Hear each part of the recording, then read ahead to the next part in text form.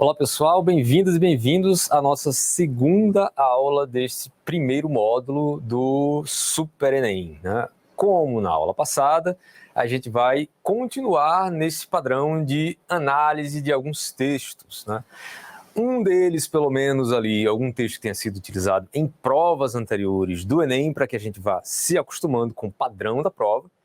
E algum outro que tenha um tema parecido, né, alguma coisa próxima, para que a gente consiga expandir o nosso horizonte de reflexão sobre os assuntos e a gente tenha um repertório maior para poder utilizar quando formos responder as questões da prova.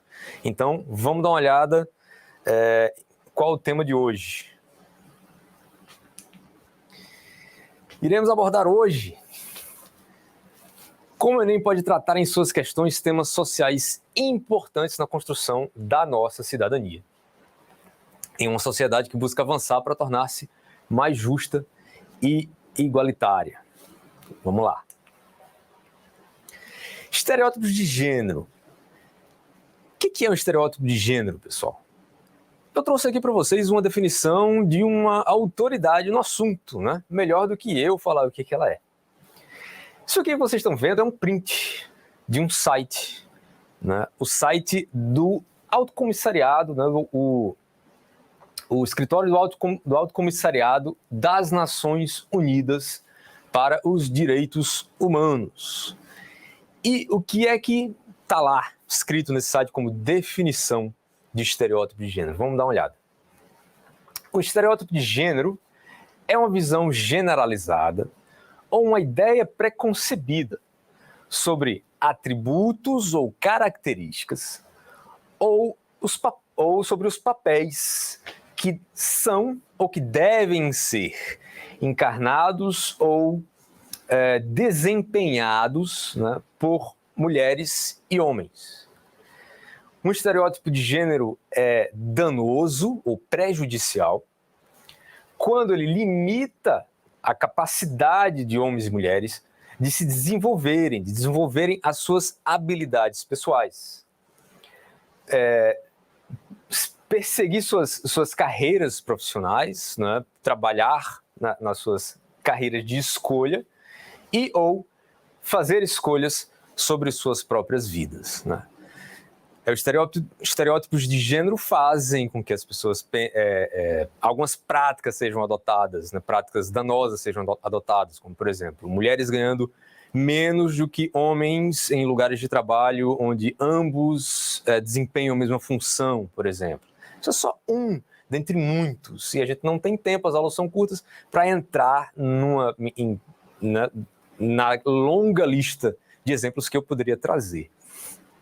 Então, assim, eu trouxe isso aqui para a gente para que vocês percebam que isso é um problema que é considerado, não só nacionalmente, como internacionalmente, pelas Nações Unidas, como sendo uma questão de direitos humanos. Existe uma seriedade muito grande que precisa ser posta em cima disso. E esse foi um tema que já caiu em provas do Enem, né, em mais de uma questão. Inclusive, a gente vai ver uma hoje aqui. Antes da prova, né, eu trouxe uma curiosidade que vai nos ajudar a ler um texto, que é uma tirinha em quadrinhos, que vai estar no próximo slide, falando sobre esse mesmo tema, para que a gente exercite um pouco a nossa reflexão antes de passarmos à questão do Enem propriamente dita. Isso aqui, pessoal, que eu trouxe para vocês são duas pequenas estrofes de versos populares, né, que são chamadas de nursery rhymes em inglês. Deixa eu ver se cabe aqui essa palavra. Nursery rhymes. São rimas infantis. É algo que seria equivalente ao nosso boi, boi, boi, boi da cara preta ou alguma coisa desse tipo. E o que é que ela diz, né? Antes do que é que ela diz, a gente tem que ver o seguinte: cadê a autoria, né, desses versos? Tem que estar aqui em algum lugar, né? Como assim, professor? Colocou o verso no slide, não colocou a autoria? Bom, pessoal, a autoria desses versos, e esses versos são só parte de um texto um pouco mais longo, com alguns outros versos, é uma autoria contestada, na verdade. Ela como muitos dessas cantigas ou ditos populares, né, elas não têm uma autoria bem estabelecida. A gente não sabe exatamente quem foi que inventou isso aí, mas, enfim, está na boca de todo mundo, né, canta-se para as crianças. Ao longo dos séculos, ela faz parte do repertório cultural das pessoas em países de língua inglesa. Nesse caso aqui, nos dois casos que a gente vai apresentar, na Inglaterra e nos Estados Unidos. Na Inglaterra ainda existe uma tentativa, mas não comprovada, de atribuir essa autoria a Robert Southey, que foi um poeta, né, da época do romantismo inglês, mas não se tem certeza de que tenha sido ele de fato a compor originalmente esses versos. E o que é que os versos dizem que é de interesse nosso, né? Vamos lá. Eles dizem, né? Do que é que meninos são feitos? Do que é que meninos são feitos? Snips and snails and puppy dog's tails. Snips é tipo pedacinhos, recortes. Snail é tipo aquela, não é bem sanguessuga, mas é a lesma, tipo a lesma, assim, né? Existem pessoas que dizem que muito provavelmente isso aqui no início era snips of snails, tipo recortes, pedacinhos de sanguessugas recortadas, né? Mas que com o passar do tempo, de tantas pessoas irem repetindo, o of saiu, entrou esse and aqui. Existem variações também para esses versos, tem algumas variações que dizem frogs and snails, por exemplo, que são sapos ou rãs e lesmas. Snakes and snails, né, que são cobras e lesmas. Vocês percebem que isso tem muito a ver com como as pessoas pronunciam, porque existe, né, uma aliteração, isso é uma repetição de um som, né? Snips and snails, você está falando desse snails. Então isso ajuda, né, as pessoas a conseguirem decorar as palavras, né, se elas têm essa proximidade na pronúncia. Então, Snips and Snails and Puppy Dog's Tails, e rabinhos de cachorros filhotes. Ou seja, os meninos são feitos de umas coisas muito estranhas, né? Como é que meninos são feitos? Disso aqui. É disso que os meninos são feitos. Aí ele passa para baixo. E as meninas? Do que as meninas são feitas? Do que as meninas são feitas? Sugar and spice and everything nice. Açúcar, tempero e tudo de bom. É disso que as meninas são feitas. Parece é engraçadinho, parece inocente, mas o que na verdade esse tipo de texto faz é reforçar um estereótipo de gênero muito forte, né?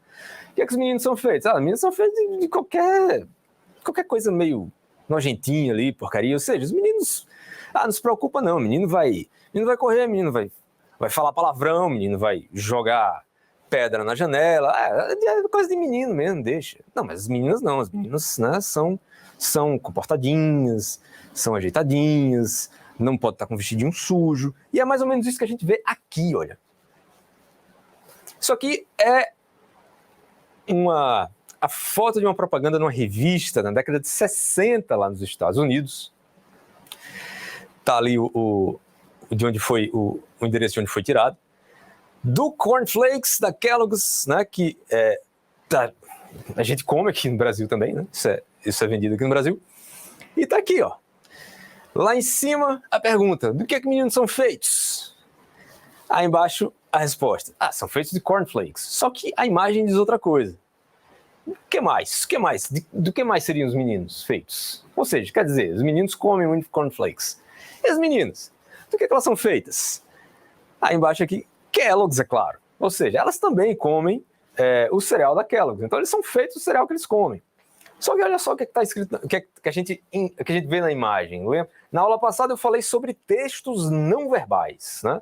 Ou seja, aquela imagem, né? Aqui está associada a palavras, mas a imagem por si só ela já passa uma mensagem muito clara, né? Então, assim, a gente vê que o menino está sentado num carrinho, parece um carrinho de rolimã, né? Ou seja, estava brincando, tem uma baladeira aqui pendurada no carrinho. Eu não sei como é que é, eu sou do Rio Grande do Norte, não sei como é que é baladeira aqui no Ceará, se é baladeira, bodoque, estilingue, atiradeira, alguma coisa desse tipo assim, né? Mas enfim, vocês entenderam, aquele brinquedo, ou seja, que a molecada usa para atirar pedra mais longe, atirar em bicho, atirar em passarinho, enfim, tá aqui. E aí ele tá sentado todo sujo aqui embaixo, ó, comendo, com as calças arregaçadas aqui, e aqui embaixo tem, ó, um sapinho, né? Lembra do verso? Frogs and snails. Sapinhos, caracóizinhos, ó, as lesmas. E aqui, escondido aqui atrás do carrinho de rolimã, um filhotinho de cachorro. Menina. E aí, a menina? O que é que elas são feitas? Aí, olha só, a menina é uma outra coisa. Toda bem vestidinha. Tudo certinho em cima da mesa. Não tem absolutamente nada derramado. Embaixo tem uma florzinha aqui, ó. Tem um potinho com tempero derramado. Tem um potinho escrito aqui, açúcar, né? Sugar, spice and everything nice. Açúcar, temperos e tudo de bom. É disso que as meninas são feitas. Ou seja, menino, deixa solto. Não, as meninas não. As meninas têm que ser obedientes, as meninas têm que se vestir direitinho, as meninas não podem fazer bagunça, né? As meninas têm que cruzar as pernas quando sentam. É isso. É uma forma aparentemente inocente, né, de reforçar bastante um estereótipo de gênero que é danoso, que é prejudicial. E aí, pessoal, olha só. Alguém aqui já assistiu Snoopy ou já leu uma tirinha de Snoopy? O Snoopy começou como tira em quadrinhos lá nos Estados Unidos na década de 50. Escrito e desenhado por esse rapaz aqui, esse Charles Schulz. Tá só o nome dele aqui, não trouxe imagem. Mas eu trouxe a imagem do que foi a segunda tirinha escrita e desenhada pelo Charles Schulz do Charlie Brown e do Snoopy, do que um dia viria a ser uma marca, né, de personagens muito populares, muito famosos. E a tirinha é constituída por 4 quadrinhos, né? Vem uma menina andando, essa menina é a Patty, ou a Patty, que não é ainda a Patty Pimentinha. Patty Pimentinha é uma outra personagem que só surgiria dali a alguns anos. E a Patty vem andando, né, no caminho, toda serelepe, sorridente, e repetindo esses versozinhos. Né? Little girls are made of sugar and spice. As menininhas são feitas de açúcar e temperos. And everything nice. E tudo de bom. Aí passa pelo Charlie Brown e pum! Dá uma pancada na cara do Charlie Brown, que ele fica com o olho roxo aqui, ó. Paf, e se perguntando, assim, uma interrogação. Tipo assim, oi? O que é que eu fiz? Mas como assim? Né? Levou uma pancada na cara de graça. E aí ela continua. That's what little girls are made of. É disso que as meninas são feitas. Então o que é que acontece aqui nessa tira? Né? Por que essa tira aqui é hilária, na minha opinião, pelo menos? Ela quebra, né, absolutamente uma sequência. Ela vem toda bonitinha, com seu vestidinho, um lacinho na cabeça, né? E aí, aqui faz o que normalmente as pessoas atribuem como algo a ser feito naturalmente para os meninos. Chega pro pobre do Charlie Brown, que não fez absolutamente nada, e dá um murro na cara dele, né? E continua, né? É disso que as meninas são feitas. E é isso mesmo. Viva com isso, né? Vocês que lutem, como a gente diz hoje em dia. E aí, se a gente fosse simulei aqui uma questão com só 4 proposições, na tira em quadrinhos, se isso aqui fosse uma questão do Enem, né, por exemplo, se fosse uma questão do Enem, seriam 5 proposições, né? Mas eu botei aqui 4, para a gente pensar um pouco. Na tira em quadrinhos acima, o cartunista estadunidense Charles Schulz se utiliza de trechos de versos populares infantis para... Ok, para que ele faz isso? Por que ele fez isso? Letra A, construir a identidade das personagens. Vocês acham mesmo, né? A tira em quadrinhos, pessoal, ela, se for uma boa tira em quadrinhos, ela vem para quebrar certos padrões, né? Ela vem para causar um momento em que a gente tem uma surpresa, a gente não esperava, a gente ri porque aquilo ali quebram a expectativa que a gente tinha, né? Então a tira em quadrinhos, a charge, quando ela é bem feita de uma forma humorística, ela faz uma crítica, né? Ela dá uma cutucada em você. Olha só, pensa direito aí sobre isso aí que você está achando, né? Sobre esse pensamento que você tem. E aí, ou seja, construir a identidade das personagens, se ele estivesse utilizando mesmo esses versos para construir a identidade das personagens, queria dizer o quê? Seria querer dizer que ele estaria reforçando esse estereótipo de gênero, né? O que é negado pela sequência do quadrinho, porque ela não é uma menininha comportada, né? Ela vai lá e dá um murro no Charlie Brown do nada, só porque ela estava afim. Letra B. Amenizar o ato retratado no terceiro quadrinho. Será? Acho que não. Porque eu acho que o ato de violência física, na verdade, ele vem para causar um riso, não para chocar, né? Inclusive, o Charles Schulz deu uma entrevista, né, alguns anos atrás sobre esse quadrinho, sobre essa tirinha, segunda tirinha, né? Foram décadas, pessoal, de tirinhas sendo escritas para os jornais. E ele falou, olha, não é que eu esteja defendendo essa violência, mas é porque assim, eu acho que um menino dando um murro na menina não é um negócio legal. Mas o menino dando um murro no menino talvez seja. Mas por que isso? Isso lá atrás, né? Ele falando ali, década de 50 e tal. Mas por quê? Por isso. Porque não se espera que a menina se comporte dessa forma. E a partir do momento em que ela se comporta dessa forma, sendo mostrada de uma forma cômica, né? E impune, porque afinal de contas é uma personagem, né? Isso dá uma chacoalhada nas pessoas, né? Vejam bem, presta atenção, 1950, não é hoje, 2022, isso aqui era lá em 1950. Então dá uma chacoalhada nas pessoas e não se trata de algo revoltante, né? Letra C, ironizar as expectativas postas sobre os estereótipos de gênero. Eu marcaria essa. Justamente isso. Ele fez uma ironia sobre os estereótipos de gênero, né? Ah, porque os meninos fazem traquinagens e aí as pessoas não levam a sério porque são meninos. Ah, não, deixa pra lá. É menino. Ah, deu uma pancada no coleguinha. Não, é criança. Criança faz esse tipo de coisa, né? Normalmente. Então isso faz com que essa pancada que ela dá que deixa ele com o olho roxo seja vista mais ou menos como coisa de criança. Só que coisa de criança quando a gente tá falando dos meninos. As meninas não fazem isso. Opa, peraí. Mas ela fez. Então, ponto pro Charles Schulz. Letra C, ironizar as expectativas postas sobre os estereótipos de gênero. Eu marcaria essa. Vamos ver o que tem na letra D. Enfatizar a faixa etária dos personagens. Ah, eles estão falando versos infantis e por isso eles são crianças, ou estão enfatizando? Não. Mesmo porque todo mundo fala versos infantis, né? Inclusive os adultos que falam mais versos infantis do que as crianças. A criança não nasce e começa a falar boi, boi, boi da cara preta. É o adulto que canta para criança dormiu, alguma coisa desse tipo assim.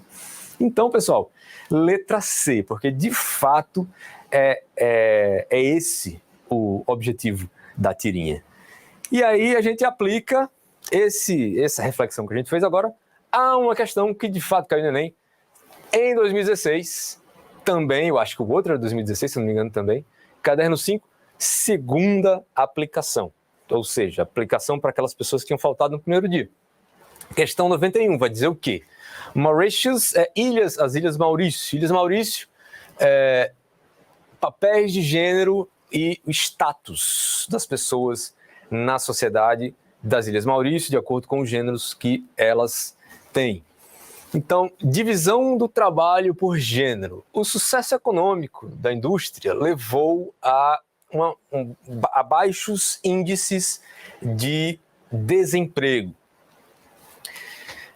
lá nas Ilhas Maurício.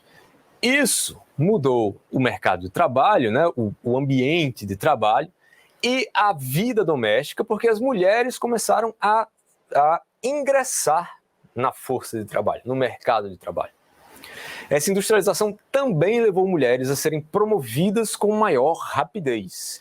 De acordo com o ministro ou a ministra das Mulheres do Bem-Estar Familiar e do Desenvolvimento Infantil, 1/4 de todos os gerentes, de todas as gerentes, são agora mulheres. Agora quando? Vamos ver aqui embaixo, sempre olhem aqui embaixo, pessoal, disponível em www.everyculture, um site que talvez seja de notícias, não sei exatamente, e o acesso foi em 4 de fevereiro de 2013, quase completando 10 anos. Então, voltando onde é que eu estava, beleza. Então esse agora é um agora de quase 10 anos atrás.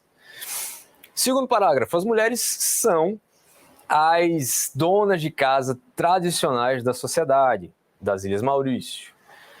Entre 1985 e 1991, o número de mulheres trabalhando fora de casa aumentou de 22% para 41%. Com essa tendência continuando, a necessidade de se contratar diaristas, né, pessoas responsáveis pela manutenção da casa, e babás, pessoas responsáveis pelo cuidado das crianças, tem se tornado relativamente mais novo, né? Ou seja, está se operando uma mudança nas necessidades das pessoas na sociedade das Ilhas Maurício. E esses empregos, né, de diarista, né, e de babá têm ganhado mais importância. Isso 2013, vamos lá, faz de conta que a gente está em 2013, né, falando naquele momento lá, tem ganhado mais importância. O relativo tópico, né, vocês percebam aqui outra coisa também, talvez, não sei se vocês conseguem ver bem nos slides, mas existem tópicos aqui, ó. Esse primeiro tópico está em negrito, divisão do trabalho por gênero, e aqui a gente tem um segundo tópico, o status relativo de mulheres e homens. Então são 2 momentos diferentes, 2 curtos momentos diferentes em um texto que já é curto. Vamos lá, historicamente, as mulheres têm assumido papéis de subordinação, né, na sociedade das Ilhas Maurício, né? Papéis desvantajosos, digamos assim. Contudo, a Constituição proíbe especificamente discriminação baseada no sexo ou gênero, e mulheres agora, lá em 2013, têm acesso à educação, emprego e serviços governamentais. Em março de 1998, a lei da violência doméstica foi aprovada, e isso deu uma maior proteção e autoridade legal para combater o abuso doméstico, ou seja, são mudanças importantes acontecendo na nossa sociedade em prol da defesa de mulheres, né, que são uma categoria que normalmente é uma categoria que sofre opressão nas sociedades patriarcais, machistas, etc. Naquele mesmo ano, também tornou-se um crime o abandono de uma família ou, olha só que interessante, abandonar one's family or pregnant spouse. Abandonar sua família ou a sua esposa gestante. O texto, ele não usa um pronome que diga que esse abandono está sendo feito por um homem, mas ele diz que o abandono quem está sendo abandonado está sendo um spouse, que em inglês pode ser tanto um homem quanto uma mulher, esposo ou esposa, uma esposa grávida, ou seja, né, a sociedade reconhecendo que esse abandono normalmente, na grande maioria dos casos, é um homem abandonando uma mulher com uma criança ou grávida. Abandonar a sua esposa grávida por mais de 2 meses, né? Isso passou a ser um crime com essa lei. O que mais passou a ser um crime também? Não pagar pensão alimentícia passou a ser um crime também, ou praticar assédio sexual. Último parágrafo. As mulheres estão ou são subrepresentadas no governo, ou eram, a gente não sabe. 2013, lá atrás, lá em 2013, elas são subrepresentadas no governo. Ou seja, o que é que significa? Existem menos mulheres no governo do que a porcentagem de mulheres na sociedade. A Assembleia Nacional, né, tem 70 cadeiras, das quais as mulheres ocupam apenas 5. E aí vem a questão. Questões como o papel de homens e mulheres na sociedade contemporânea vêm sendo debatidas de diferentes pontos de vista, influenciados por valores culturais específicos de cada sociedade. Tá? Ou seja, faz uma declaração generalizadora, né? No caso das Ilhas Maurício, agora sai do geral e foca no específico. No caso das Ilhas Maurício, que é o assunto do nosso texto, esses valores sustentam a tomada de decisão em torno da, letra A, importância do reconhecimento da presença feminina na estrutura familiar. Não se trata do reconhecimento da importância. A importância, sim, a importância da presença feminina na estrutura familiar, assim como a importância da presença masculina na estrutura familiar, se for uma família heterossexual, um homem e uma mulher. A importância da presença das pessoas na constituição das famílias não é exatamente do que está se tratando o texto. O texto se trata de imposições, né, de espaços, não só no mercado de trabalho, mas dentro da estrutura familiar, de acordo com o gênero da pessoa. Né? O que você deve fazer e o que você não pode fazer, no caso se você for uma mulher. Né? Então, a gente não pode dizer que a letra A é a correta. Letra B, manutenção da igualdade entre mulheres e homens no trabalho.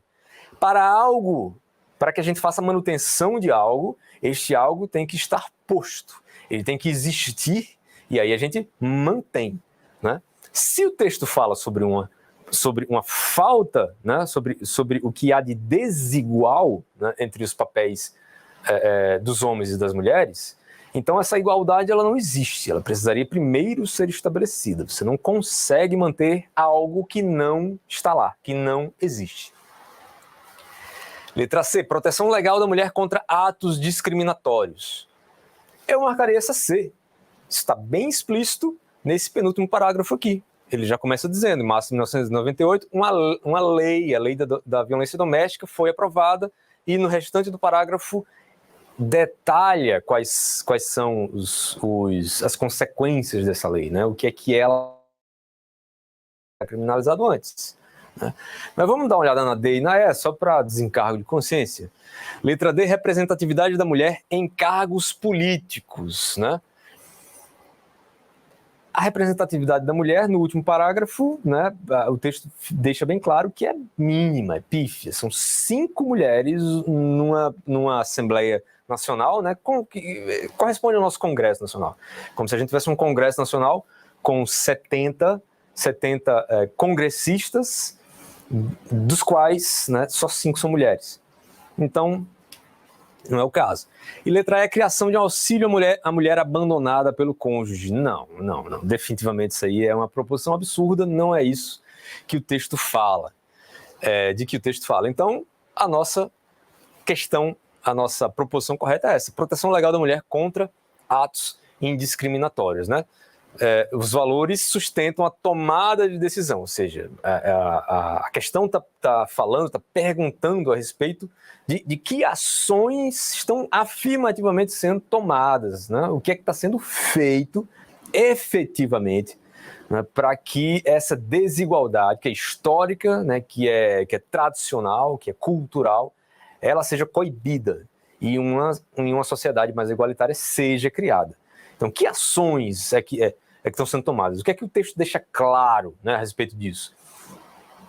É a lei da violência doméstica, que está no penúltimo parágrafo, indica que a letra D é a nossa a nossa alternativa correta. E é isso, pessoal. Obrigado pela paciência. Aqui a gente termina a nossa aula, segunda aula do primeiro módulo. A gente se vê logo mais no segundo. Obrigado.